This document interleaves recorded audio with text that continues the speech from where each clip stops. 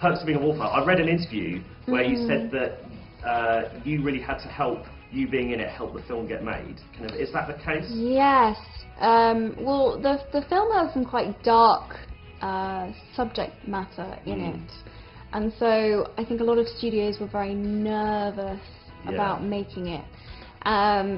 So yeah, Logan was attached. Steve really wanted to make it, but there wasn't any money, so I had to kind of like go and sort of campaign for it, and it meant that it got made, which is so awesome. And now it's doing really well, so I'm like, I rock. I was right.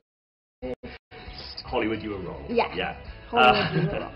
I guess another thing as well, Perks, I mean, it's a totally different film and it's a totally different kind of set of themes, but it's still you and two boys. Was that something that kind of entered your mind? It's really funny, as I was looking at the posters, I was like, I wonder whether people are going to draw that parallel. It's really funny though, because you literally couldn't put two more different films together, other than the fact that it's a girl and two guys that form a friendship. But yeah, I guess it is funny. It's funny how it happened.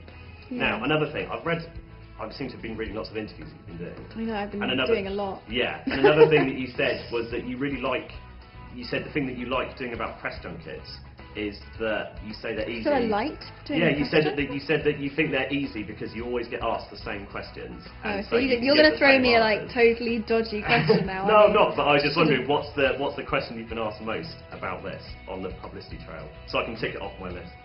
I don't know, like something like, how do you relate to your character, or what's your favourite scene from the movie, or yeah. Stuff like that. It's calmed down a bit, but I got asked about my haircut a lot. Oh, right. Yeah, in the last 6 months. Is that annoying? No.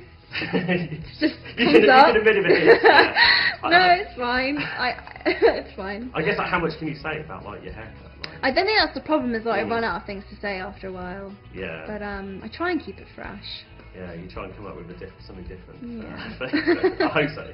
Now, I think it's been really, like, since kind of like Potter finished, I think you've picked some really interesting stuff to do.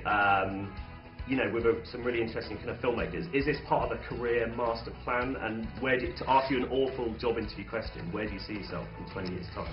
I mean, I wish I could mastermind my career. Sadly, projects are put together and either the stars align or they don't, and it's always a matter of timing and funding and the right director and the right, you know, and it's all these moving pieces. So when people say, oh, you know, what's your career plan, I sort of laugh, because you just can't really, there's no plan, honestly. I read things and either I like it, and then, you know, it's like I was going to do a film this summer and then the movie ended up not being able to be made, so then last minute I went into my audition for Noah, which is what I'm shooting now, and I went in on like the Friday and they stopped auditioning on the Friday night, and you know, like everything happens last minute and quite sort of spontaneously. But where I would like to be in 10 years is I would like to be considered a character actress, and to do like be able to do a real range of different things, and just that people trust my choices, and that they'll go and see a film that I'm in because they're like, oh, she chooses something interesting for me. That would be the ideal. That would be awesome. Yeah. Have you got? I guess, like, have you got anyone that you think that you look at their career? Not that I guess you want to say emulate, but you look at their career and you think, yeah, I really respect the sort of stuff that they've done. Yeah, I think Carey Mulligan chooses very well, she does, and I think she's very interesting. And she chooses pieces which I think a lot of people would be afraid to touch, but she, you know, always manages to choose really great things. And then sort of slightly different generation, but I love obviously Kate Blanchett and Meryl Streep. I love Tilda Swinton. She chooses very interesting work. Yeah, those ones. And I guess you think because of the stuff you've done with Potter, I guess you've got the freedom to kind of pursue that kind of stuff. Yeah, which is really nice.